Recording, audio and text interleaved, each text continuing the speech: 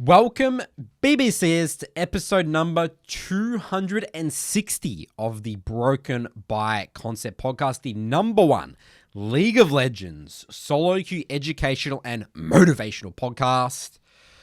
We've got Curtis, we've got Charlie. We're going to be exploring League of Legends, climbing solo queue concepts. What are we starting off with today, Curtis? It looks like I've got Reddit on my screen right here. That is indeed Reddit.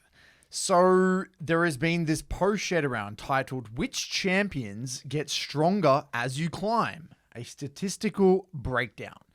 So what we're going to be exploring here is this Reddit post.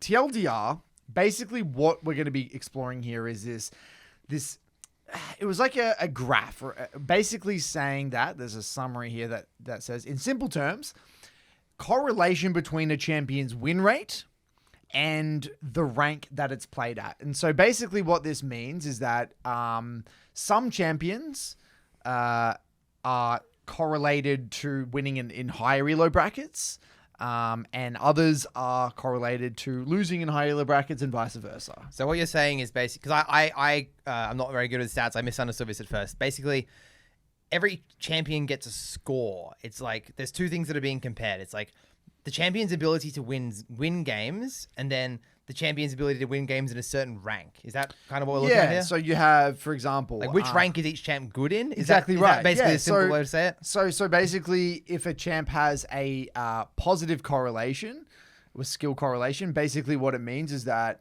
the higher rank it goes, the better the win rate. Yeah, makes sense. Whereas a negative win rate means a negative correlation means the higher the rank goes, the lower the win rate. Yep. Okay, so we'll start with the very top here. So basically what this means is Rengar and Kiana are ranked, 1.0, which basically means they're the best. They're the most skill correlated with rank. So that means theoretically perfectly correlated. Perfectly correlated, which basically means the higher you get, the more effective these champions are in rank. In win rate. So basically Rengar, Kiana. Rengar's an interesting one. It's not really what I would think. So, Rengar, what are you guys' experiences with Rengar in high elo games? Why do you think it's effective in high elo games? Why do you think it has a high skill correlation? One tricks. Yeah, well, it's one tricks. I mean, I don't really work with many Rengar players in the Jungle Academy or see them unless they're a full-on one trick. Yeah, it's one tricks, right? I just think that on every server, there's at least a few Rengar one tricks in Challenger. I mean, and that might be swaying the coefficient there a bit. I don't know. Okay, so it's important to remember, right? This is not just about one tricks. It's about the success of those one tricks. Yes. Okay? Because all of these here are going to be influenced by one tricks, right? It's more about how effective are those one tricks as the ranks get up, right? Because think about it, right? There's going to be one tricks at all ranks, and we'll see it later on. Yeah, don't say challenges, Charles. I think there's Diamond Rengars, there's Master Zero, there's heaps. Yeah. So my point here is that what makes Rengar effective in the high elo brackets? That's the question. Yeah, so what makes him effective? Nathan, you have to answer this question. Yeah. Me and Curtis are completely out of our element here. Yeah, it's a tricky one. I mean, Rengar's a tricky one for me because it's one of the jungle champs I literally have never really played at all. Or even I forget about Rengar a lot, actually. Like, just sometimes I just forget this champion exists. What are the strengths of Rengar? I mean, I'm just trying to think about him for other assassin champions. He's an assassin. So assassins are very good at killing one person. Has a clear identity. Killing one person at a higher rank, it's more objective focused, so they're going to be able to get to the objective off it. That's my intuition. I've got a hypothesis. Ready? Yeah. In higher rank games, people play side lanes more. Rengar picks side lanes, thus Rengar wins in higher rank games. Yes, I think you're probably spot on. And Yes! also, chaos, there's too much... Rengar always wants to play around his ult, Rengar right? sucks at A-ramming, dude. Yeah, that's sucks why at Rengar A-ram. might lose in the lower Yep. ranks, is because everyone's just A-ramming. Okay. Rengar can't A-ram. Sucks at ARAM, and also, as well, by the way, extended games. Rengar's going to drop off like a cliff because he's not going to be able... Because people have Zonyas, people have GAs, people have flashes, right? So what this correlation means as well, and I want to flesh this out a little bit here, is that high correlation also means, so it's obviously two things. It's effective in higher elo games, or So I think that's important to note. The higher you really get, the more effective it is. But also that means that the skill of the champion, the person piloting it, is offsetting it. The people's skill at versing it. Yeah, know you what I have to mean? think about how I it is see. easy to verse How as well. and so my point is that here I think Rengar is one of those champions that it is actually just hard to deal with. Yeah, there's not much counterplay if you're playing it very really well. disciplined as Rengar. Yeah. It's very hard to deal with. And I want to kind of compare. Like you're talking, Nathan, there about it's really good at kind of killing one person and making picks. But then you would compare that to Evelyn. Why is Evelyn here not at the top and why is Rengar? Okay, I'll tell you why. Because Rengar can survive the early game quite consistently as well. That empowered people hate Rengar for that heal. The double W. The double W. He's strong in the early game in the jungle. He can right? get away. Just like that. He's also better in 2v2s and 3v3s, like Rengar. Rengar carries bot 3v3s all the time. Yeah, I think that the double W is probably the thing that puts him over the edge compared to a lot of assassins die quite easily. I'm thinking about in the jungle that can get caught. Kha'Zix, Evelyn, these guys can get like invaded, obliterated. But Kane, what about Kane? Because like think about Kane's very similar. Blue Kane you would think is like a similar identity. He's got a high skill kills people in the side lane. No, but Kane. So What's is the difference? escapability. Kane takes too long to ramp. Like by the time you get Blue Kane, Rengar, Right, Rengar's already got a gain conflict. yeah, and he's got two ults off. The more I think about Rengar, the more finesse there is, dude. I'm thinking about people using the bushes. The concept of lane ganking doesn't even exist until like, what would you say, Nathan? Like at least like Emerald, Diamond, and Emerald above. Plus, yeah. So lane ganking and just being creative, not ganking as Rengar, committing to your clear, playing more for your jungle 1v1. These are concepts that only really exist in the high ranks. Low elo junglers, they're gank machines. We all know this, right? So Rengar They sucks at overgank. ganking. Yeah, that's right. So it does spec into that whole high-low mindset. I just think of like a silver Rengar just like rocking up from the river, like running in, trying to like throw the a ball boulder, like playing around bushes. and then just the gank just fizzles away, and then he just like runs back to his junglers and what to do. Right, that's what I commonly see. So and obviously Rengar would be hard to execute in the lower tiers just because of the complexity. It's just odd, right? It's not a very easy, kind of intuitive. It's kit. also the way the kit works again with the whole the rage, whatever it's called. Yeah, the rage or whatever for the abilities. Again, like, a lot of champions just have mana and, all that sort of stuff. So and it's fighting also around bushes is unintuitive, figuring out the jump. It's just a mini Knowing game your champion. targets. It's a Yeah, massive it's a mini minigame game champ. champion. Yeah. So, there's a lot of... I'm just going to kind of skim through the top end. So the way we're going to do this, we'll go through the top end, and then we'll go right to the bottom, and then we'll come in the middle, right? I think that's what we're going to do this. So at the top, we also have Kiana, Zoe, Talia. 3, mid laners here. And... I mean, Talia jungle as well. I just made a Talia guide. Talia, my intuition why that's high up there is Talia is a fantastic counter pick champion in high ranks against anti-dashers. Yeah, there's an element of that for sure. I mean, we're talking about Talia. I think it has very high skill expression. It's actually one of the mages that can do a lot. It can play front to back. You don't have a combat ult, right? Your Yep. ults, you have to be thinking about your kit hidden abilities. It's not as simple as like a Syndra R or a Victor R or whatever. And there's a lot of ways to win a game with Talia. It has very high skill expression, and You do so much. And the kit fundamentally scales in high elo because I have my formula. It can play mid game really well. It can minimize lane pretty effectively. It has high wave clear. It can skirmish relatively effectively situationally. I think because of its adaptability, like Talia can pilot many different types of games.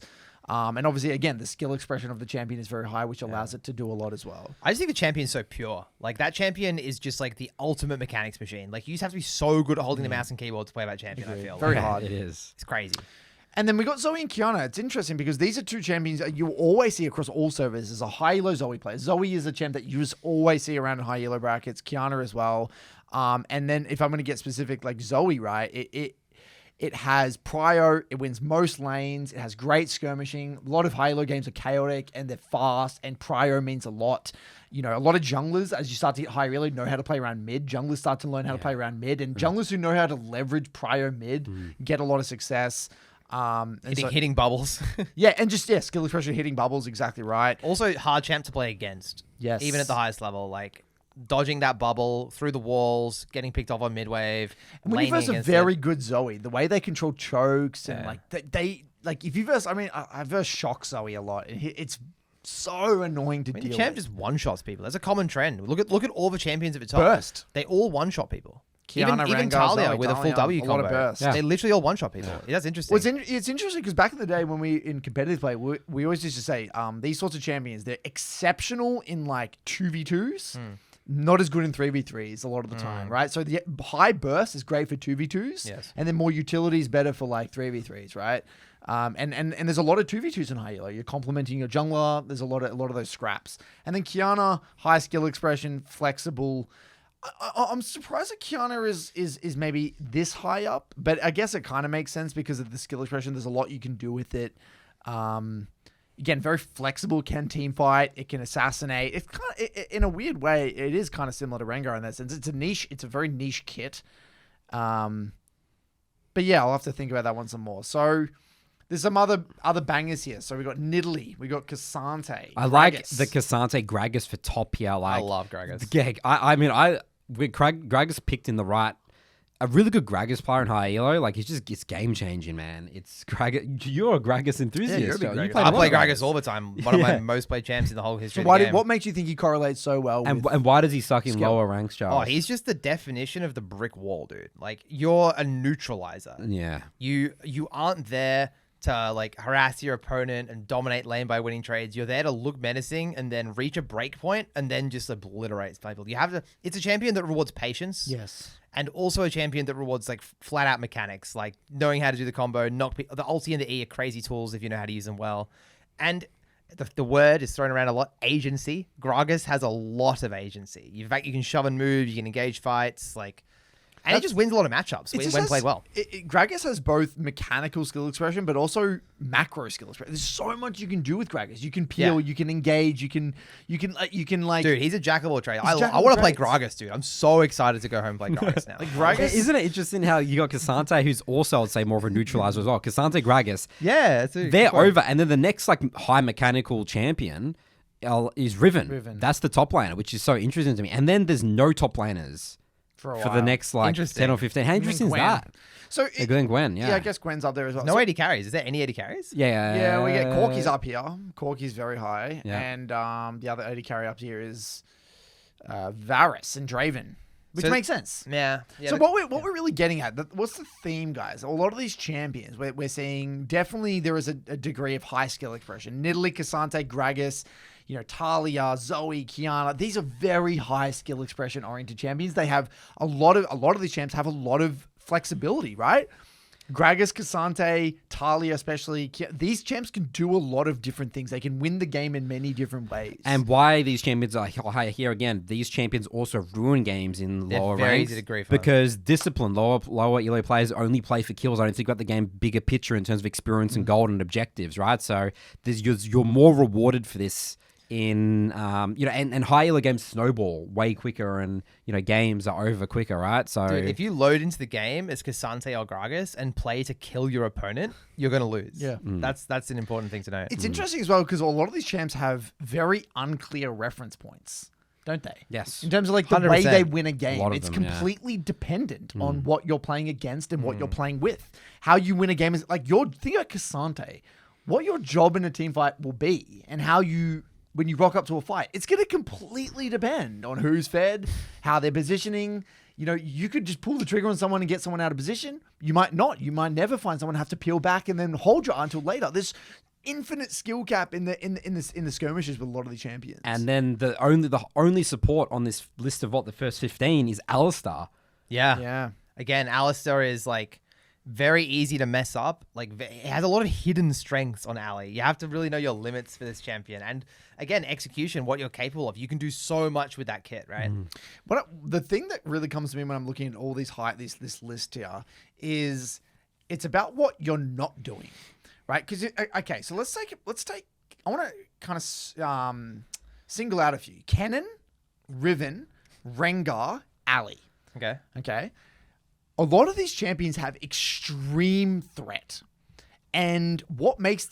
There's this whole idea about perceived threat. Where like there's a Kennen there somewhere and they're waiting. And their presence just out fogging. It's the fogging. Yeah, you're right. You have to play as if they can kill you, which completely changes what you can do. You know what I mean? Same with a good Ali. Same with a good Riven. The Riven's coming. You don't know when, and they're just waiting. And Rengar as well.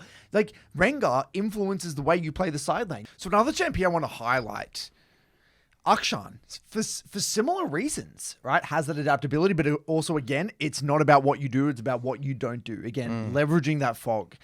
I had a thought while we were just thinking there, like, all of the champions on the screen so far, there is a tendency for lower ranked players to disrespect farming on them and just Yes. play for kills. We had that. The Aksha. Aksha. Yeah, that's what The reminded me goal. of it. He's running around over roaming 30 farm at 10 minutes. But even all of them. All like, of them. Don't you Joey, yeah, Kiana. Kiana, I've cracked the case, Talia. guys. I've cracked the That's case. it. cracked the That's chaos. the Yeah, episode. they Done. stopped farming. Yes. And this is the thing, you get excited because a lot of these champions, you get a kill and you can feel like you just, run around the map killing everyone. that- But how you win is just by Experience and goal. That's the consistent way It's to about what win you and don't do. climb with these champions. Yeah, Yes. 10 CS per minute in Italy is just scary as shit. Oh man, a Riven that is patient and poised that gets maybe one kill in the lane, and then they farm and they get to that like 2 item, then they group on that dragon. Oh, It's for level advantage. When the Riven rocks up to the level fight, man. upper level, it's like, damn, like we're screwed. the one champion here that in the very high correlation that I don't maybe fully understand is Corky, Charles. So I know you're a bit of a Corky, dabbled with this champion. Yeah, I played a lot of Corky. I think that the reason Corky's up there is probably because like his strengths are really weird. He's a bit of an odd AD carry. He's a conqueror user. You really need to know how to take damage and deal damage. You need to get up close and personal, which is a bit makes weird for sense. AD carries. Yeah. Like you're not meant to stand back. You actually have to get in the mix to win. He's also just not popular. Like Corky and Varus are the highest correlated AD carries. And Draven, Varus, and Corky, yeah. Yeah, Draven's a bit different, but just with Corky and Yeah. Varus, like those are like esports AD carries, like they're just really popular in pro play. So people at higher elos are gonna have that influence and want to play them like pro players and kind of learn them a bit more intricately. And in lower ranks, if you just lock in those champs and just auto attack, they're not gonna work. Right. You need to play them more intricately. So, but what do you think? What makes Corky as an AD carry kind of effective in high elo brackets? Oh, he's really good when there's a lot of melee supports in the game. And in higher elos, there generally are more melee supports in the game.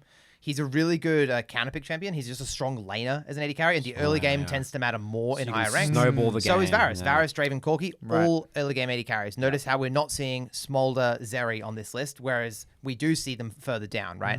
So early game for AD carry is way more important in high ranks.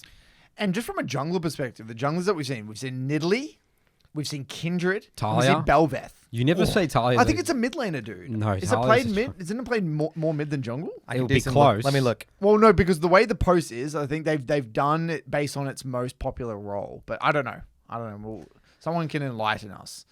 But anyway, let's say Talia, Nidalee, Kindred, these and are all- Belveth. these are all the hardest junglers, I'd say. Okay, in the game. but why do you see them in the higher echelons? Why are they effective in the high elo brackets? Because they can get a lead and snowball the game.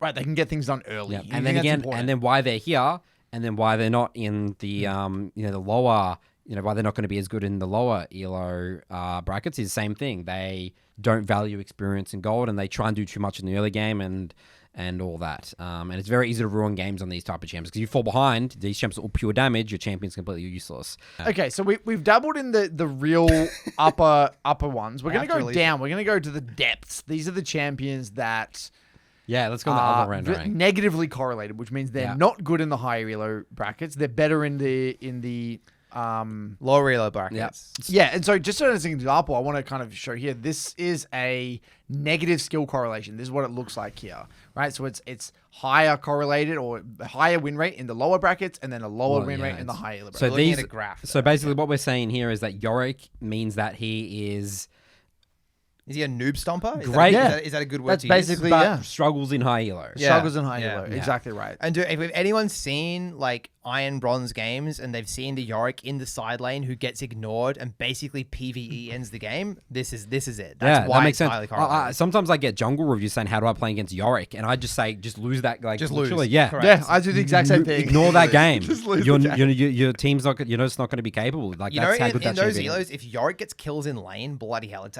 so hard Yeah. to like problem solve It's that really game. hard. You're like solving 40 chess, dude. Yeah, You've got this it's like don't even bother. yeah, it's crazy. And the reason, I guess, so Charlie, why would you not see this champion in the higher elo brackets as much? Or as much success? Yeah, I mean, historically, he's a very weak laner, Yorick. At the moment, he's pretty strong, so the correlation kind of doesn't match my current understanding of Yorick, because I think Yorick's a fairly good champion in the current meta. He was played in pro play a lot this year. Yeah, maybe in he's the been meta. nerfed. I don't know when this graph's from, but generally, I'm going to speak more holistically throughout the history of League of Legends. Yorick is a weak laner.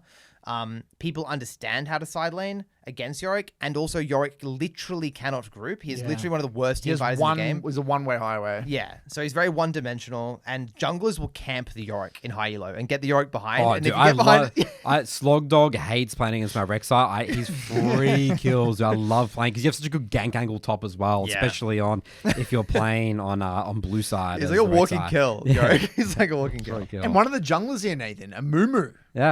Yeah, Mumu's just not picked past Diamond Plus. I mean, Too easy to invade. Too easy. No, it's actually just the Q and the R. It's just really easy to simple to dodge. People spread out a lot. They're not going to group up, and if there's no team fights, the champion gets out tempoed, outpaced. Yeah, You know what I see whenever there's a Mumu in a Halo game, everyone sees the Mumu and then everyone spreads out. That's right. Yeah. And he gets no value from the R. Yeah.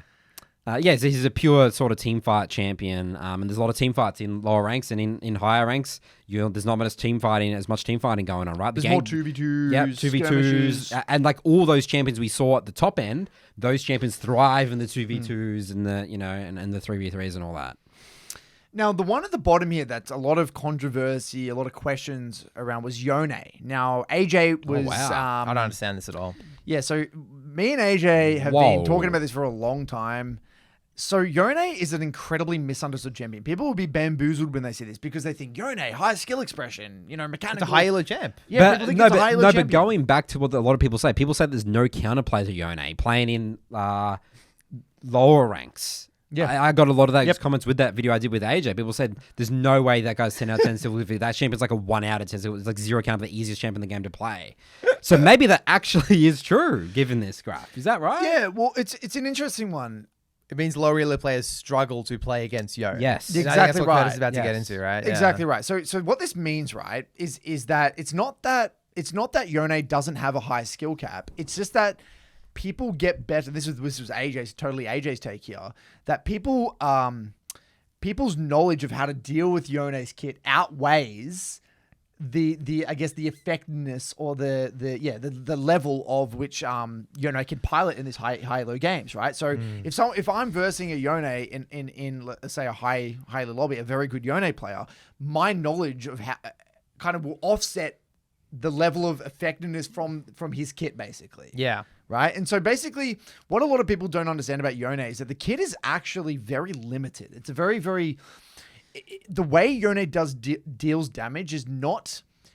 It's very unreliable, and it actually loses in a lot of scenarios. And once you understand and wrap your head around the way the E works, the way the Q3 works, the way the R works, it's a kit that's not overly hard to deal with. That's just reality. But it's one of those kits, like you said, in the lower elo brackets. If you don't know how the EQ3 works, you're going to get annihilated. If you get hit by that every single time, you're going to get annihilated. It's just like many of these other champs. If you don't know how a Mumu QR works, you're going to get annihilated. But once you understand how that works, or people start to realize how that works, the champion's kit gets extremely hard to execute. And we see this in the MLA all the time, where Yone players get to about Emerald 2, and past Emerald 2, they fall off a cliff. They can't climb. It's really because hard. you need to be very, very, very, you need to be kind of extremely good at the champion to offset the fact that your kit is just kind of limited. It's kind of limited. It's very easy to handle Yone's kit because you're squishy, you're full glass cannon, Full melee champ. Full You have to melee. be, yeah. Skill shots. skill shots as well, and you compare it to something like a Yasuo, but Yasuo is just it's like a stronger laner. It has more utility. The win wall is incredible. It has way more Windwall's utility. so annoying as an AD carry, just saying. Yasuo as well.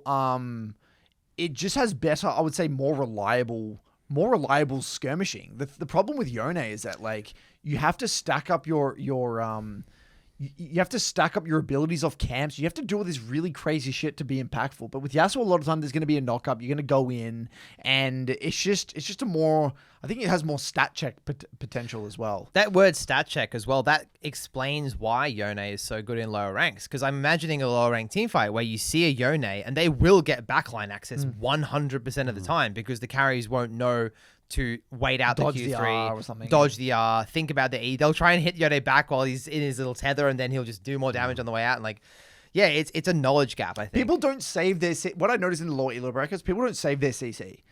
Yeah, All it's you true. got to do when you're versing Yona is hold your CC. If you're playing Ari, just hold the charm. If you're playing Syndra, just hold the E. If you're holding They throw out any their CC champion, you just hold your CC. Nautilus, Leona, and Yona can't play the game. He can't play the I fight. also see people just like try and hit Yone, and if you just look at Yone and use abilities on auto attacking, he will just use his Q3 and knock you up instead of like actually just moving. Yes, exactly right. Yeah. So it's one of those things where it's hard to really articulate until you play the champion, and it is one of those champions where we always say where it's a very big difference between playing it versus versing it, and until you've played Yona, you don't really fully understand how hard the kid is.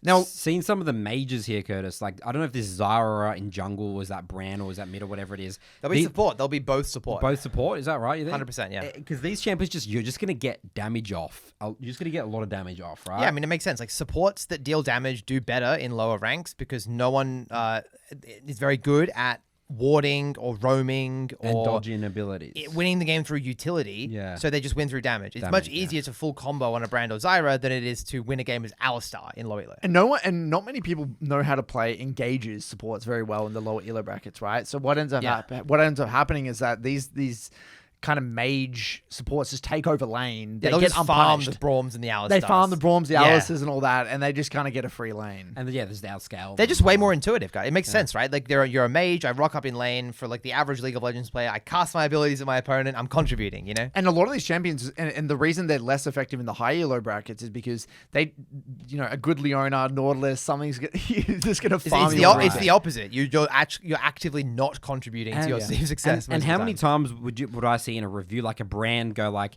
0-4 in a lane in like maybe a gold game or whatever it is, and then they end the game like 13 kills, like 15 deaths, like 27 assists, and they've like top damage. They top damage, yeah. Because the Those game's champions gone so top damage long, every time, yes. Yeah. Because the games extend, right? do, People yeah. don't close out the games, yeah. Sejuani. Yeah, this is... I don't get this one at I all, don't- personally. And I'm So a what big the- Sedge player. I don't get it. So I think it kind of makes sense, right? So what you've got to remember is that means that it's relatively effective in the lower tiers. Because People get hit by ability, and people struggle to play against it. maybe because it's just your front line. Okay, so it's simple to execute. clear identity. And if people disrespect it, I guess you're going to hit all your stuff, right? You're going to get hit by the E, you're going to get hit by the Q, you're going to hit by the ulti. But you could say that for so many champs, man. But it's kind of like a Moo. It's kind of like a moo right? That's what I was going to say. But it's just worse because it can only damage one person at a time. I mean, it is significantly lower. It's 0.62 Yeah, correlation it's not- to that's right. a Moo's There 0.96, you go. right? So there's still a big it's gap, a big yeah. gap. yeah, But so I mean, I guess it utility-based tank-oriented jungler, that's got plenty of utility. Let's ignore the issue for Yeah, I actually No, agree. no, no, but last thing I'll say about it, I don't think wanna about talk about Sejuani and it is negatively correlated because think about Sejuani and high elo. She's going to get That's what I was invaded gonna and say. has no and skirmishing you Sucks need, in high and it's elo. very high. Yeah, it makes sense in terms of that regard, and it's also in terms of why it's low here, in terms of the thing of not playing high, because it's you need to play it with certain champions, melee, mids, and tops. And I think all that. Sejuani is honestly just one of the worst champs in the game. Oh yeah, Like- I'm anti. Everyone in Jungle Academy knows I'm so anti Sejuani. My name on the client program, I used to be CTB, which is Charles the Boar, because I used to play So Sejuani, a most played champion of his. I hate that champion. Worst champion in the game. Honestly, a lot of fun, but absolutely horrific. Like, absolute torture playing Sejuani. All right, so now we're going to go to the middle of the pack here. Okay, and so basically these are champions that are basically... This is like Thanos, by the way. It's like perfectly balanced. Dead perfectly center. balanced. Yeah. So they're basically normal, even win rate across all elo brackets, right? You got dead center, kind of Renekton. So theoretically, Renekton is the most kind of a balanced Champ in the champion game. at all ranks. Yeah. We were saying this off camera, Curtis. You said that Renekton's like good in all ranks. I just said, oh, he's pretty mediocre in Yeah, all ranks. He's you're right. not OP and he's not trash. Just He's like, average he's at all fine. ranks. He's He's okay. just a role player. He's You a know, good what a champ. Renekton's going to do. They're Good gonna, blind pick, you know. Yeah, solid Yeah. blind pick. They're not going to dominate a game, but But he's always got his flash W, you know. He's always going to contribute. He's always going to contribute with his utility, and a Renekton popping R and just dashing on someone in a team fight is looking to, whether you're in silver or whether you're in diamond, doing the same thing Yeah. for the most part, right? Yeah. And because again, the easy, it's not a super easy to execute champion, but it's also not a super hard to execute champion. A lot of what I'm seeing on this list is consistency. Xerath, Siva, Lux, they can stall out games like Sona. Like these champions, you know, like in terms of solo queue over, I'm thinking hundreds and hundreds of games, they're going to be the consistent outliers, I think, over in terms of winning. So it does make sense. So maybe Urgot. I mean, there is some ones here that confuse me a little bit, like Vayne. Well, what do you guys think about, are these Urgot. champions good in the middling ranks? Like, are these champions the champions that are better in, like, Platinum? No, so remember, what this looks like is like... Am I misunderstanding the data again? You're misunderstanding the data. It's basically, the win rate is basically not correlated with rank. So at basically, all. it stays Oh, the it's a same... flat It's a distribution. Okay, flat... yeah. exactly right. Okay, So yeah. that basically it means that, you know, these are champions that are just average... At, you know, they're In every game. Regardless of the rank that you're at, they're staying at the same win rate, basically, right? Yeah. Which basically makes it so these are champions where if you're playing in Master Tier or in Gold, they've kind of got the similar success, basically. Interesting. Okay. Which okay, so if you think about it, right, let's take a champ Does like this make sense? well, okay, let's take Xerath. Xerath's an interesting one, right? Because Xerath, on one hand, in the lower tiers, can be a little bit obnoxious for people because you've got high range. There's a lot of A-ramming. People are bad at dodging. People are bad at dodging. And also, people just don't know how to, like, again, punish Xerath's long range and hard engage and press the go button. So a lot of people express frustration dealing with Xerath. That's very common. How do I deal with Xerath? He just outranges me and he just, you know, and people don't know how to end the game versus Xerath in the lower elo bracket. So that's number He one. can wave clear forever. And he can wave clear forever. But at the same time, Xerath also does have a relatively high skill cap. And if you're very good at Xerath, you can kind of, you know, there are some Xerath, high elo Xerath players, you can kind of make him work because of his high skill expression with skill shots. So it's not like he's the greatest, but he's also not the worst. So these are champions that have, they kind of have a kit that allows for a low skill floor, but a kit that also kind of works and is somewhat works in the higher elo brackets. You know what I mean? So it has to be a kit that's simultaneously like not too complex, but also a kit that is like a bit of a workhorse that can still put in work in higher elo games. Talking about Sona, doesn't Cupcake put Sona in like S tier? Like as a support? Yeah. So Sona's a great example of that, right? Because if you think about Sona in high elo, a very, very good Sona is hard to beat. Right, because they know how to minimize well, Especially they're against super certain disciplined. comps. Like they'll win lane, they'll- dude. yeah. They will win lane in Sona and harass and walk the tightrope, as Andy would say, and just be very frustrating. And then Sonas can also win games in the lower ranks just by chilling, Just scaling. pressing W. You know, just Don't like, sit back, relax. Don't We let actually engage. saw that in the recent Arena episode. I think it was episode 19. We have a YouTube channel, by the way. We should probably link that in the description. The Sona got the MVP in the Iron to Gold game. I think, There you go. Cupcake reviewed that. Some other ones here. Urgot. Urgot's a workhorse champion. Workhorse. That suits that. Yeah, it's obviously got a, it's not super complex, but has some, I mean, again, in the higher elo brackets, you can really min-max your level 1 positioning, your push control, your matchup understanding. You can get shit done. You just did an Urgot episode. Yeah, right? with Quante, and like the way he plays Urgot and talks about Urgot is just so clean, consistent, beautiful, and a big consensus that I had. I think I said at the end of the episode, I want to see more people playing Urgot. I think Urgot's such a, it's so sad to see because he looks so ugly and looks so clunky. It reminds me of No one Renekton. plays him. It's so sad. More top laners get on the Urgot train, man. Urgot is similar to Renekton, and I agree. They're very similar. He's fantastic. So I just want to now zoom out a little bit. So what are we noticing the trends between the low correlation, negative correlation, positive correlation, and medium? So I want to go back to negative correlation. What do we see? 5v5s. I see a lot of 5v5 champions that work in team fights, but then Yorick's down there for a champion that doesn't. So throw that out. And Yone's doesn't really either. I think he would in the lower ranks. Would he? I don't know. I would say most of the champs here are just very clear identity, and it's not that confusing. And also, these champions also are going to get punished in the higher ranks because they're so binary and sort of like one-dimensional. Okay. Yeah, it's interesting because the one that breaks that narrative, I mean, you're right there, because Yorick, Most of them. Sion, Amumu, Mundo, Shyvana, Zyra, Alawi, Brand, like all these champs, they fit that bill perfectly. And then you've got Yone. Yeah. Just get it out of here, man. Yeah. Stop. Get it out. Get it out. This is Stop. so muddy. Yeah. League is so It's confusing crazy, and isn't hard. it? Get it Yeah. off my screen. Yeah. Go to the high ranks. They make way more sense. Like Nidalee, Kindred. Yeah, good. That makes sense to me. Yeah, a lot of this. This is doesn't. reality. And this would be champions again that have Positive correlation. damage. They're very good at closing out games, or stalling out games and playing the high elo game. Rewarding like, discipline. Rewarding Yes, discipline, I think yeah. rewarding discipline, rewarding patience. They have invisible impact in the sense Yes. of Gragas, Alistar, Cassante. These are not intuitive champions, and it's very easy to make them look like shit. Yes, it's about more what you don't do. Which is why they're not going to be that good in the lower And the ranks, neutral ones, what would you guys say? The workhorses, what would you... that's a good one, Charles. I don't know, man. I've misread the graph so many times. This is not my strength. I'm just thinking just a lot of consistency. Consistent champions. Yeah, to me, they're role players, and again, I think there's so much nuance here. This is the beauty. You know what? This is so confusing. Why? I still don't really get it. Like, why is Xerath there? You know? Okay, so the reason what you're trying to do, no, so the Charles, the way to make sense of this is that every get it either. No, I do. every champion is here for a different reason. But I need them to fit neatly into their They category. can't. That's not how League works. Like you said, League's so complex. Think about it. The reason that Renekton and Sona are here are completely different reasons. But The reason Xerath is here and Renekton here are completely different reasons. And that's why Yone is in the lower correlation for completely different reasons. Because League is not just about the complexity of a kit and what a champ can do. It's also about all those invisible things.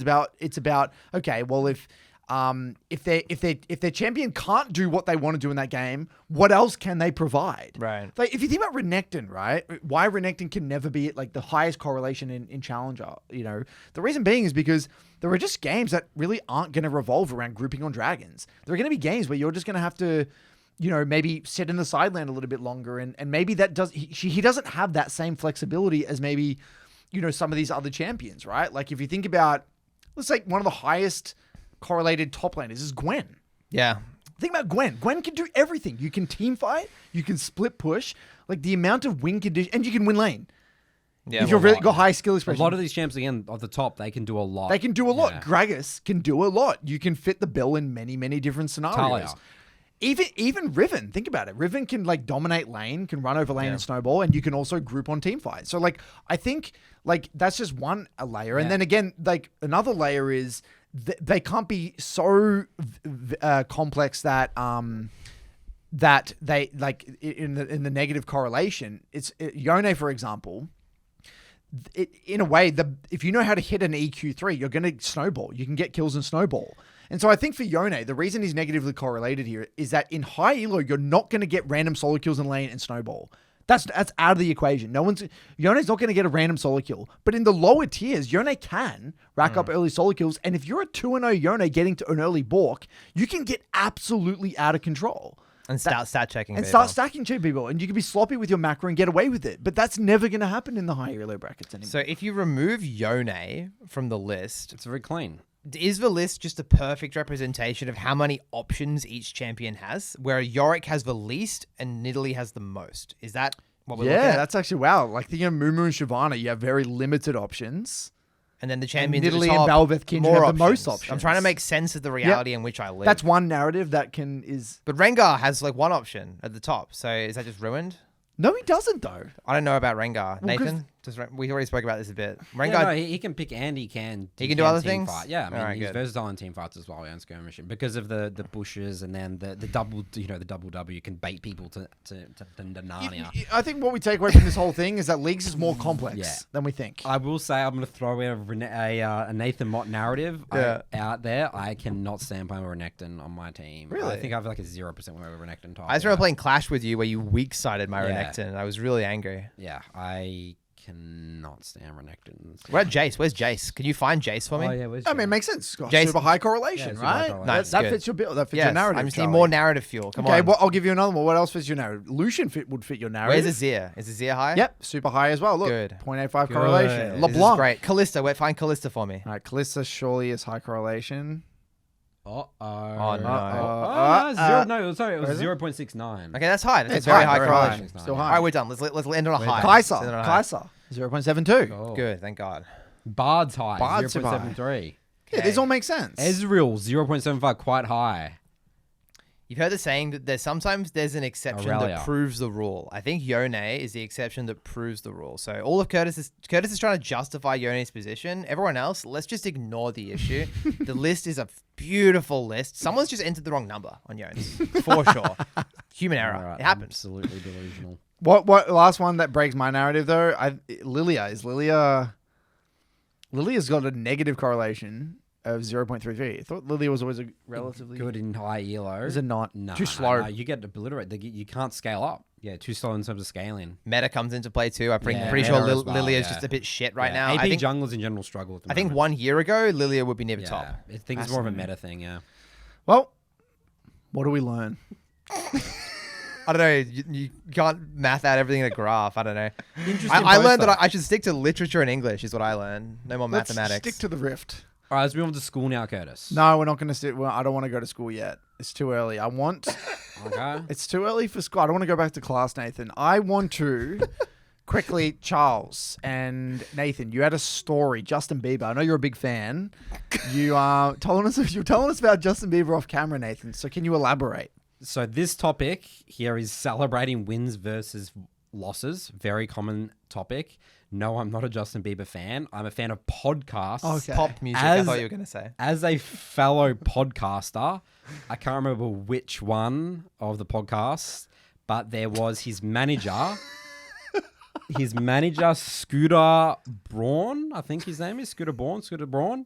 And he was basically saying one of the biggest learnings he's had in the music and entertainment industry, because obviously there's a lot of fans, there's a lot of comments that his musicians or whatever, they didn't deserve the negative feedback they got, but they also didn't deserve the positive feedback and all the praise that they got in their career. And I think he said that's one of his biggest learnings over the years. And and that was just so profound for me, just again, thinking about league. And I think about some of the hardest clients that I work with. I was trying to think about both of those ends. And I'm like, the people that post in the ranking ships, yes, wow, massive win streak or whatever. Guess what? They're going to be in my DMs 2 weeks later saying how they're Crashing out, as they say, tilting, yeah. they got to quit or whatever it is, Yeah. because they're weighing. And this is the thing. A lot of people love the praise, and humans, we love praise. But if you just don't actually, maybe it's too theoretical and, esoteric, whatever it is, just be this completely neutral flatline, then your league journey is going to be way more consistent. I think you can have more fun versus being yes, I'm so good. Everyone thinks I'm amazing in this game, or this is why people love to keep chat on, right? And they don't, how they don't mute ours, because they want to see that those games where they get praised, they value that so highly. They're happy to see the chat of all those times they get flamed, because they're trying to chase that, celebrating that wins again, all that positive feedback, that praise. So I think that's a really profound thing from that podcast I was listening to. Yeah, no, just to riff on this, it's the whole thing about external validation. And if you're seeking external validation, if you want to get that pat in the back, hey man, you smurfed that game, that was great. And if you're looking for that, or if that's kind of the thing that you're trying to get.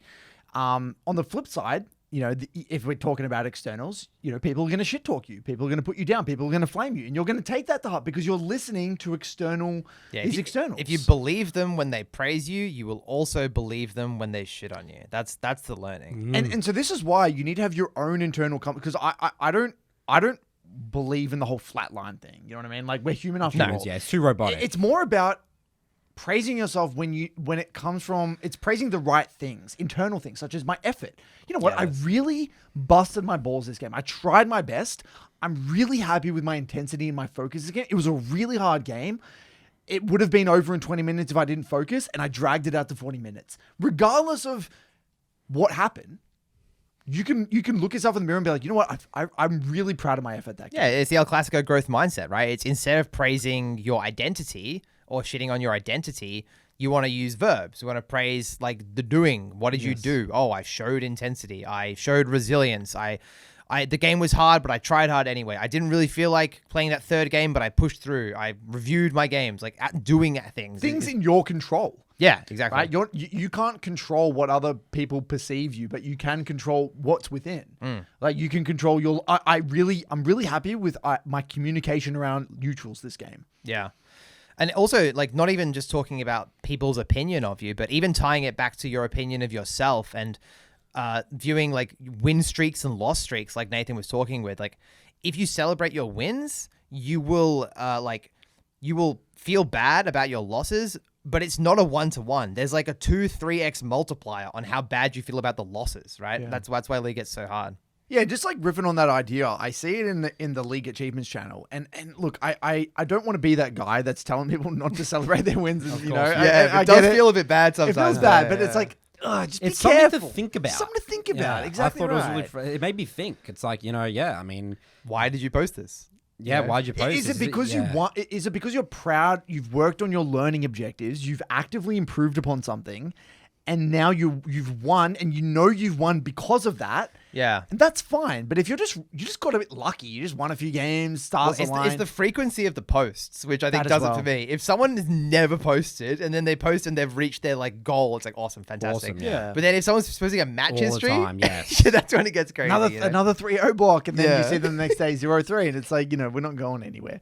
So it's all about, again, Yeah. it's echoing the sentiment of it's not about if you win, it's how you win. Really, yes. that's it. At the end of the day, when push comes to shove, that's what it's really all about. Yeah, if you posted a win streak of 7 games and you didn't review them or could explain to me exactly why the enemy team lost, why your teammates played the way they Yes. did, then it's basically going to be redundant because you're not going to understand what's going on in your journey. You're Exactly right. going to be very confused when those losses happen because they will happen.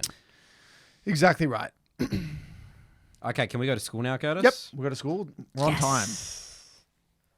WTL.lol/school is our school community. Anyone can join. It's completely free. We have 7,000 We've members. just hit 7,000 members. Absolutely. Shout out to our Do school you want me community. to take over this one, Nathan? or Yeah, not? this is your Okay. post, Curtis. So I made a post the other day, piggybacking off a YouTube video that I made. What is your tilt stimulus and why?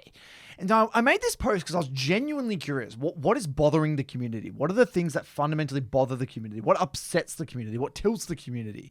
So what I want to do is I want to just go through and explore and get you guys' take on some of these people's, the reasons they Responses, tilt. yeah. Yeah, gankers with these, Curtis. All right, I don't so think we're boom, seeing I'm this. gonna pump them out. Ready? Yep. My tilt starts when I play poorly. I can get over when my teammates are playing bad, but when I play badly and end up being the reason we lose, it tilts me beyond belief. It starts a vicious cycle where I continually play worse due to my tilt and get more tilted due to the poor play. Yeah, I mean, this is ultra common, and the quick fix, well, it's not quick fix, but the framework to use to fix this is you have to believe you can improve. If you believe that you can improve, then your mistakes are clearly are just indicators of where you need to improve.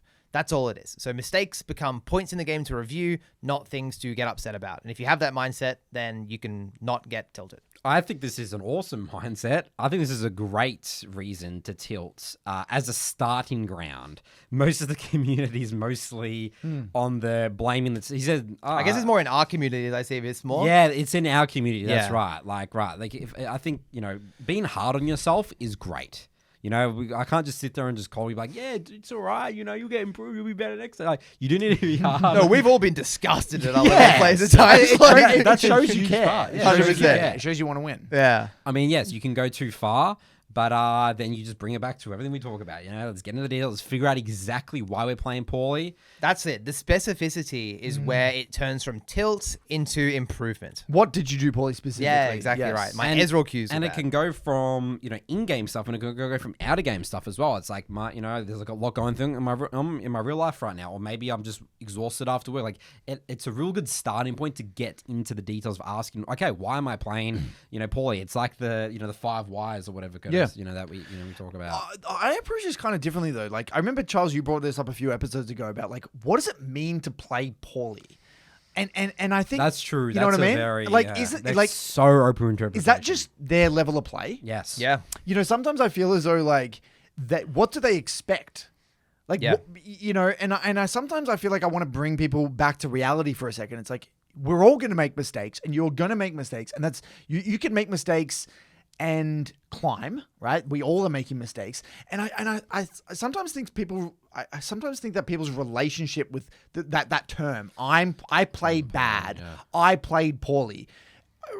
Sure, there is such thing as an objective kind of measure, right? Like, you miss an ability, right? That's obvious. That's a mistake. Yeah. But like, sometimes I feel like people slap these labels on their gameplay, assuming that they could play better. Yeah. Maybe it's a hard game for your champ. Yeah, Maybe that's what you're capable of. You know what I mean? So I think there's a lot there to maybe unpack, but I don't think it's as simple as like you play good and you play bad. It's like, okay, well, maybe that's inbuilt in my LP bell curve. Maybe that is my level of play. And instead of labeling it, let's just get into the details, So I don't know. I'm on the fence about that one. Another one here. The first thing that tells this guy is when I know I'm losing the game for my team and I can see the mistakes, but just keep making them. Whether it's because it's autopilot or just not focusing enough. Usually my tilt comes from myself being frustrated by my own performance. That one's a big one for me personally. The whole idea about like when you're playing with low intensity. Yeah. Oh man, that is like, come on, let's wake up. Let's wake up. Yeah, it's very easy to just want to get the hell out of the game. I find in those situations, I'm like sitting there playing my block. I notice my intensity is done. I'm just like, well, this block's done. Like, I just don't have the energy. Like, almost resign yourself to it. Pack it in. Just, yeah. Next one here from Zhao says, for me, it's defeatism when we're clearly in a winnable position, but someone decides to give up or says it's over, even though we still have a shot. It tilts me hard when people completely ignore all the comeback mechanics in the game. Shutdown gold, objective bounties, better team fighting, split pushing, backdoors. Just because we're behind in gold or one player isn't strong doesn't mean the game is unwinnable. / mute all. Just don't. Why are you listening to what your team is saying about whether the game's winnable or not? Maybe because they want to see the praise in those Yeah, games. there it is. I'm telling you, that's the biggest reason why people don't refuse to mute all. No, I had a reason today that I heard as well why people don't mute all, which is people want to calm their teammates down. Oh, interesting. And they want to like basically set a good culture in the game. And I can kind of understand that a little bit. They just want to be a nice person, right? But it's misguided, unfortunately. League of Legends is not the place for that. You're much better off just being a solo warrior, muting everyone and playing your best, This one from Matthew says, mine is when I ping retreat because either I'm not there yet or it's a 2v5 scenario and yet my team still go in. I know I should accept my team will not always listen, but I try to be a positive leader in my low elo games. However, this tends to wreck my mental. Why it tilts? Because maybe it's the idea that of autopilot that tilts me, where when I see someone that just isn't thinking at all, it annoys me that they aren't trying as hard as I am in my mind. Yeah, I'm going to steal the show once again to comment on this one, Nathan, because AD carry is probably the most important role in the game when it comes to picking whether a fight is good or bad and then adapting to that fight happening around you. And I would say that more often than not, people misunderstand which fights are good to take and not good to take. So be more open-minded. Do not assume that your teammates are going in for quote-unquote no reason.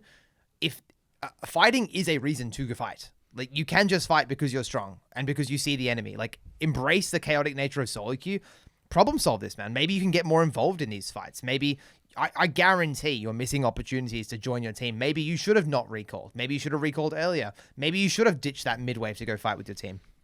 Be a bit more open-minded about that, I would say. I think this is one of the most common mistakes I see in the MLA, actually, where I did a review today where he was playing Victor. He went straight to the side lane. Yep. And I'm like, well, you need to be mid. There's going to be a fight. Shit's going down. Shit's going down. You got to be there. And he's like, he's now getting angry. He's like, oh, my team's going to fight and they're going to die without me. And I'm like, well, mate, you could see that a fight was going to happen. You didn't communicate. You didn't move there. You didn't see the fight was going to happen. But you know what? You're never going to see that as a problem until you start to see yourself as part of the solution. Yeah. It's that rigidity. It's that rigidity. You can't. If you're automatically labeling my team is dumb, they're autopiloting, they're just 2v5ing, rather than okay, well, I wonder if there's a reason why they're fighting here. What's the signs that maybe a fight is going to happen? How could I maybe adapt and embrace reality a little bit more? If you kind of switch the question, it starts to not become that tilting anymore. It's only tilting when you think it's purely random and purely out of your control. I mean, you've seen this in Jungle, right, Nathan? I remember when you're coaching, like, people who are like really theoretical about the game really struggle to adapt like that. Yes, very, very rigid. Yeah. We'll go over maybe one more here. What you've got to say. That's a lot to say. I mean, that's People think we bully Nathan, by the way, but I'm trying to get involved in the conversation. hey, we love Nathan. We just I like him a little bit. handballing the ball and he just fumbles it. that's just not a topic I'm interested in talking about. Nathan doesn't want to talk about things that don't interest Moving him. on. He's when he says he gets a mailbag. He's just waiting for He loves his mailbag. Nathan's mailbag. This one from last one from Yusuf here. When I ping the enemy jungler's location via setting up vision perfectly for that scenario, ping them on vision, type in chat he's coming, and then my laner still dives to that shitty poor gank, makes my blood boil. Nathan. Yeah, just no comment again. When same thing in terms of like asking that question, you know, it's like understanding why your teammates are dying to ganks makes you a more lethal ganker, because then like there's situations in a game where laners are just dead, even if you ping it. Once you understand that concept, ganks actually start to become a lot more, obvious. Like I very rarely see, especially, this is from Yusuf, right? Yusuf, I know he's a Masters here player. You know Yusuf? Yeah, I do. I think that's the right one. And there's yeah, sometimes that's the too where one. if I have to crash a wave and my jungler pings me danger and I know the jungler's there, I'm gonna keep crashing Yeah, my that's wave right. sometimes. They will die for the wave. They'll die for Right. a cannon. They'll die for, so I mean, I'm just again thinking in Master Plus, like laners don't die to jungle ganks to the ping. They, a lot of the time they actually know where the There's a jungler is. reason. There is there's a a reason. reason. Maybe their mental stack is Very overwhelmed. rarely, yeah. Maybe that's embedded in it. You know It's what I mean? embedded in it, exactly right. I mean, Yeah. you can literally walk over wards and do a good gank, and I would literally say that's high percentage because they're so overwhelming. It's like there's like, let's say the situation where there's like a cannon like low HP and another minion low HP. So like they're trying to get both right, Yeah. and it's in a certain position. You could just walk over a ward and zip. You know over what? there. What the theme of a lot of these tilt things is that we're slapping labels and these judgments on these scenarios rather than really trying to get to the truth. And I understand. I'm not here to judge. We're all, as you learn more about League, a lot of these tilt stimuli kind of just slowly disappear because you start to realize that there's a reason for everything. These things seem random. They seem like they're just completely random events, but there's actually a reason behind it. Yeah, it's something I think you said before, Curtis. It's like if something doesn't make sense to you, then it's probably your view of reality that's wrong or something. Everything makes sense. It's just your view of reality. Yeah. So thanks for that, for everyone who replied to that Skool post. For those of you who want to get engaged, get involved in the Skool community, we have a link in the description, completely free, alongside our courses. We have free courses, a climbing masterclass, shampoo masterclass, and we also have updated tier lists. Love tier lists. Nathan? And all right, thank you. People don't know what we're doing because The Aussie rules. Yeah, Aussie rules. You need to put a little GIF or like a little video. That'd be a good emote. emote, by the way. Nathan Handball. handballing or Nathan playing markers up or something. Yes. All People right. could be like, what? Okay, well, it's good they can dive into that, figure out what's going on there.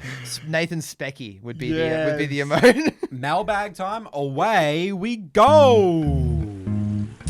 Welcome back for Nathan's mailbag. Jingle, jingle, jingle song. Alrighty then, our first question here comes from Jake. The title of this email is The Perfect Champion. Hi, Nathan, Charlie, and Curtis. I'm going through a bit of an identity crisis. I wanted an outside opinion on it. Do you want some consulting? For some context, I've been playing League for 9 years. For the first few years, I role swapped and champ swapped until one fateful day in an ARAM when I ended up with a champion I fell in love with, Ezreal. For about 4 years, I basically one-tricked him, and during that time, I was hard stuck silver. I now have over 1 million mastery points on him. However, late last year, after discovering the BBC podcast, I listened to an episode where Curtis talked about people with 1 million mastery points and said it's best to start from scratch. So I did. I let Ezreal go this season. I knew one day I would return to him, but I followed the advice given and one-trick Jinx after joining the BLA. I went from bronze 1 to a point to Emerald 1, 60 LP. I'm now sitting somewhere in Emerald. What the hell? Well done. After taking about a 2-month break from league, cold turkey due to IRL stuff and burnout. I returned about 2 weeks ago. I thought maybe now it's time to return to Ezreal. In my mind, he's part of a very special group of champions that don't just ask for perfection like most champions do. They demand it. Champions such as Azir, Lee Sin, Nidalee, Jace, Gangplank, Kalista, Aurelia. Your favorite champions, Nathan. I got a lot to say about a lot of those ones. When these champs are played by someone who can deliver perfection, they are unmatched in class in what they can do. I want to play Ezreal. I can put in the time in the reviews and the learning. I know that from my success on Jinx, I don't care about losing LP. However, somewhere deep down, what I'm afraid of is that I'm simply might not have the hands to pull it off. And no matter how much practice, time, and effort I put in it, I wouldn't be able to overcome biology. Just limited by biology. Biology gap. That's the first time I've heard of that one. Any advice you guys can give me would help a lot. So this is Excalibur. I know Excalibur. Okay. So Excalibur joined BLA for ages, and then he went on a hiatus and came back. Yeah.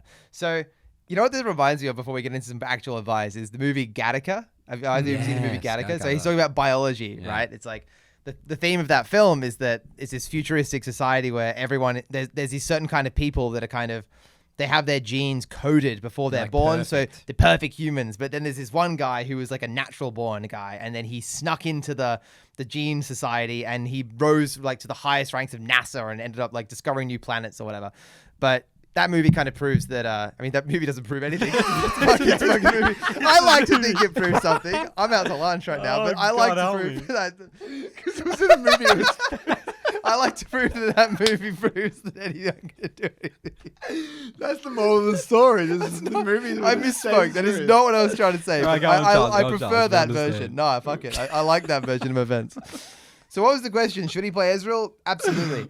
I would say that the reason that you were stuck in silver before wasn't because of Ezreal. It was because of your process and dedication.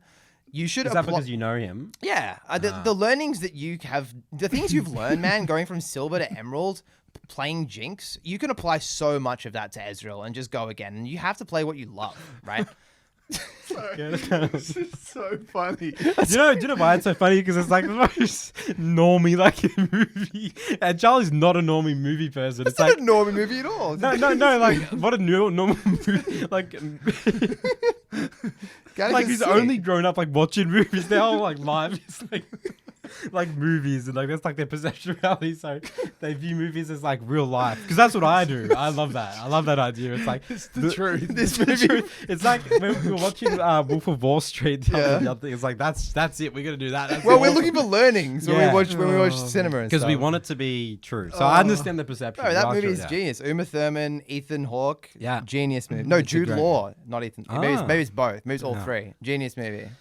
But, Worth watching. but my simple take is that biology, unless you literally have like carpal tunnel, you have like some sort of like, illness.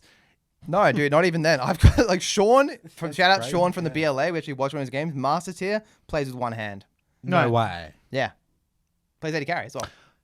Now that you mention that, Aiden Yasuo, he had like no thumb or some shit. Like he's something's completely wrong with his hand or something. He plays with something that's completely like handicapped. Yeah. And he got challenger as Yasuo. There you go. So the reality is that the biology has nothing to Just have very a crack, very man. limited. Jake, just have a crack. Yeah. Lock in some Ezreal if you love it. You Yep. can always quit again. Like if you don't like it. Like League's not going anywhere. Just have another crack. Yep, have another exactly. era. You deserve it. You've put in the work on Jinx now. Let's execute for a bit. Go back to what you love, and we can always adapt later. You've learned how to learn. For the Yes. Yeah, I love that Now idea. let's That's what go it's all about. with Ezreal. That's what it's about. The Gattaca mindset. The Gattaca mindset. That's a new one for the podcast. The BBC Law. All right, our next question here comes from Anonymous. Anon.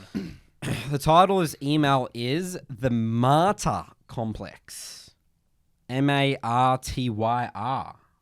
Is that my pronouncing Yeah, that you right? reckon if you're a martyr. A martyr. That's like a religious group thing, right? I think. A martyr is someone that die for a cause, sacrifices themselves for a cause. If you're being a martyr, it's like, oh, woe is me. Everything's like, you're basically like putting yourself on the line for something else. And sometimes Like a bigger picture ideal or but something. if you're being a martyr, it's often viewed as a negative thing because it's like you're self-sacrificing overtly. You know, that's why it's kind of viewed. Fascinating. All right, well, let's see where this email takes us. I was watching a previous episode. I wanted to respond to some advice Charles gave that really resonated with me.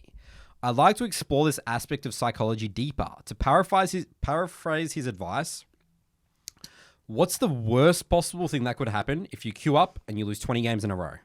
Accept that reality and move on. That's what you said, Charles, in one of these podcasts. Sounds about right.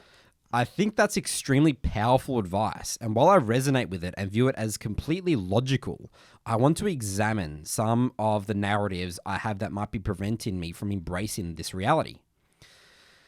For some personal background, I've competed in several games at an intermediate to high level. I used to hold competitive top 5 times in certain speedrun communities, traveled to Melee tournaments in the US, and held my own against some great players, and I'm a cutting-edge raider in Final Fantasy XIV. However, there's one game where I feel like I've never reached my potential, League of Legends.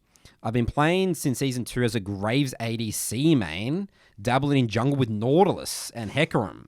I peaked at Gold 4 way back in Season 3. I've been on and off with League since then. I've developed a pretty detrimental mental block around queuing up for ranked in League of Legends. Over the last few years, I've played a lot of normal and draft games with friends, but I've been using them as a crutch to actually get onto the Rift. I've been trying to understand the cause of this self-sabotaging behavior. The conclusion I've reached is that I suffer from a type of martyr complex and ultimately have an unhealthy relationship with League. When I queue into ranked, I want to make the game as enjoyable as possible for my teammates. I want to perform my best, make high quality decisions, and ultimately win the game. When I fail at any of those things, I end up taking heaps of blame onto myself in unhealthy ways. I'll find ways I lost the game for my team to take responsibility for the loss. It's accountability taken to the extreme, which builds into a negative feedback loop of feeling terrible and stepping away from the game. What's interesting is that this pattern doesn't manifest the same way in other competitive pursuits. In speedrunning, I'm primarily competing against myself on my own times. In Melee, 1v1 game, I can easily take responsibility knowing I'm only letting myself down. Final Fantasy XIV is actually similar to League in that it requires teamwork. I think he's talking about like raiding. Isn't that like an MMO, right? Raiding and stuff like that. But I have a supportive group that makes dealing with failure easy. Yeah, you play with the same people every time. Yeah, that's the difference. Yeah, I think you're like a raiding group, right? I'm assuming it's like a guild. Yeah, I think what makes League different is that it combines team dependency with a competitive environment that lacks the supportive community I've found elsewhere. The core of my fear isn't actually about rank or confirming I'm not as good as I think. It's specifically about letting others down. This pattern shows up in other areas of my life too, particularly in my work as a professor when I have to fail a student. I end up taking excessive blame for not being able to help them succeed. My question for you is, have you worked with clients who struggle with similar patterns of extreme accountability and fear of disappointing others? I'm curious about any success stories or strategies you've seen work for people trying to change their relationship with failure and responsibility. Do you ever experience something similar as coaches, feelings of failing a client or imposter syndrome when someone doesn't improve as expected? How do you handle that balance between taking appropriate responsibility versus taking on too much blame? I think what I'm really looking for is how to embrace Charles' advice about accepting the worst scenario, especially when that scenario involves feeling like I've let my team down. I want to play for myself, but what does that look like? Thank you for producing this awesome content and keep up the great work. I like that he asked the thing about us as coaches, because for some reason I when I think about that, I can resonate with that more than being a League player. Yeah, there's so many times where I felt like I didn't do enough for my students. And I would just sort of say to myself, it's my level of play. And I just, churn and burn that one. Let's figure out how to get better for the next one in a way, like The greater good. Yeah. I mean, it is that's my skill level at that time, and maybe I might be pissed off where like I knew I was a better coach and I could have pushed it, but you can't just look back like that. What it is the difference between what you're saying and what he's saying is that you're grading yourself based on efforts and he's grading himself based on outcome.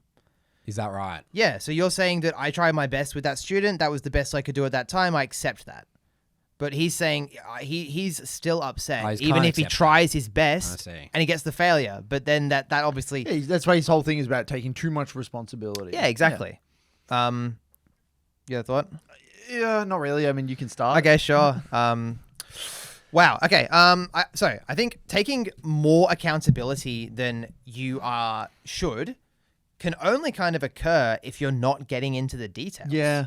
I think again, I love coming back to the details. Let's look at the VOD. So Bring up the VOD. Bring up the VOD. Like you can't you're not going to craft accountability out of nothing, right? Don't overtake accountability. I think people often try and take too much accountability, especially when it comes with communication. I don't want you to hop into the room and like, oh, I should have pinged that. Oh, I should have typed so that my laner was missing. Like that's actually not the important shit the majority of the time. Just focus on doing your job. The best way you can help your team is by being fed and doing your job. Help yourself before you can help others. Yeah, like on an airplane, you got to put the oxygen mask on yourself and then put the oxygen mask on your child, right? Because if you're not healthy, then you can't save anyone else. I think that's a great way to view the game. You have to be selfish. You have to be selfish for your team, if that makes sense. Like League is a game that rewards selfish behavior, right? Farming, getting money, being strong, being like the main character. Like that is actually important sometimes. It's like those people that have those grandiose ideas about wanting to change the world and save poverty. And it's like, mate, you got $5 in your bank account. What are you going to do? Like you got to try and make a lot of money first and be successful first before you can actually do some, give back to, you have nothing to give. Correct. You know what I mean? And so I think that's the way you should view it. I guess for me, speaking from a professional perspective, that whole woe is me and taking too much accountability renders me ineffective. If I want to be effective as a coach, I need to be able to find the perfect, it's part of my responsibility as a coach to identify what I should or shouldn't take responsibility for. Because if I'm taking responsibility for things that I shouldn't, that's unreasonable. That's going to make me overcomplicate things. That means I'm going to be less effective as a coach, and it's going to confuse me in terms of what I should or shouldn't say. It's the exact same thing in League. If I'm telling myself, oh, I should have pinged that the jungler should have went top, and I'm like in the middle of a heavy trade in a melee versus melee matchup, no, that's unreasonable. That's that's not in my purview. I will say, so people might hear this, the whole idea about selfish, like, okay, League that's what they hear about, like, these streamers and all that sort of stuff, like, be selfish 1v9. That's not our position or our stance at all. It's about doing your job. I literally climbed to Challenger purely playing, I'm not going to say in my early stages, but, going from, like, Master to Challenger, purely playing as a facilitator for my team. My mindset was never, I'm like trying to help people. I'm extremely selfish. I know when to let people die. I'm prioritized just a few times where I know that it's really good for my team to, I can go set up my team, or I'm making my teammates' job as easy as possible. Because, people think that League is just like this one mode. It's like, I'm like that you see those support players that just go into every fight to compensate. You can be an exceptionally good team player by like attending 3 of the 6 fights. Yeah. Like people think it has to be the 6 of the 6 or every fight. People just think about the game so binary. And that's why we need to bring up the VOD. I think this is a player that needs to get coaching and needs to literally be like, obviously we're coaches. Obviously, we're going to be saying that, but, Or just get help from someone else. Find out what you need actually... to find out what we've got to get some examples going. What are you taking accountability for that you probably shouldn't be? That's the question. And this is where you use common sense. I don't like using this term, but you got to use some common sense. If you're in gold, do you see other people in diamond doing these things that you think you should be doing? You know what I mean? Like, go on a streamer, watch a streamer. What are they doing? Are they doing what you think, what you're saying that you should do? And often they won't be. Yeah, it's like he's trying to create that MMO rating experience with League. It's a different game. We're playing in a different set of rules. Just do your job. Being a team player in League is completely different, what that looks like and feels like in the mindset, than what I was doing rating in World of Warcraft. Yeah, I mean, a different game. The way I would think about it, to put it in WoW, I don't know about Final Fantasy, but in WoW perspective, the goal should be just to try and get as high on the DPS meter as you can. Yeah. That's how you win League games, right? Yeah. Like that should be a goal. You shouldn't be thinking about like which adds to focus or which abilities. I don't want to get too into it, but yeah, that's kind of the mindset. Focus on doing your job. I think that is the best medicine for this. Yeah, and I also kind of feel as though, like, the reason I was struggling to answer this question is that I feel as though there's some deeper psychological thing going on here that we're like, you probably need to go see a therapist. And I mean that in the nicest way possible, because I think you may have a people pleaser type situation going on where you're trying to make everyone happy rather than like... Probably said that in the email. Yeah, rather than make yourself happy. Yeah. And sometimes I feel like, and I see this, and I've been guilty of this. It's like, I think a lot of us sometimes lack self-love and self-respect. And a lot of the time, the way that can manifest is you try to just make other people happy, and you try to give your love and attention and respect to others, and you're trying to please others in hopes that like maybe they're going to reciprocate, when in reality you need to be okay with being like, you know what, I will piss off this person, and I don't need their external validation. I have my own love and respect for myself, which gives me the confidence to act with conviction. And so I think that's if I'm going to get really put on my my psychology cap there, that's kind of what I take away from this. It's there is not enough self-love and self-respect there, which is leading to him intention, or I don't know if it's him or her, but them to take too much accountability in hopes that they say, oh, you know what, you've done such a good job, you helped me so much. They want that kind of, in a way, validation, external validation, and they're not going to get it. And if you're seeking it, just like we said before, it's going to create this toxic spiral where you're going to lose confidence. You're not going to be able to be effective in what you do because you're just a people pleaser. So I would actually really reflect on that idea. I'm not saying, I don't know, I'm not a psychiatrist or whatever, but the reality is that could be something you might want to explore. Yeah, there's a good video on your YouTube channel as well, Curtis, called something along the lines of it's okay to piss your teammates off or something like that. Yeah. I think that's a good one. Yes, exactly right. All right. Good work, guys. That's it for our episode today. Let's keep on improving, guys. Gattaca mindset. Process, the Gattaca Bean mindsets. Movies are facts. Yeah. We'll see you guys in our next episode.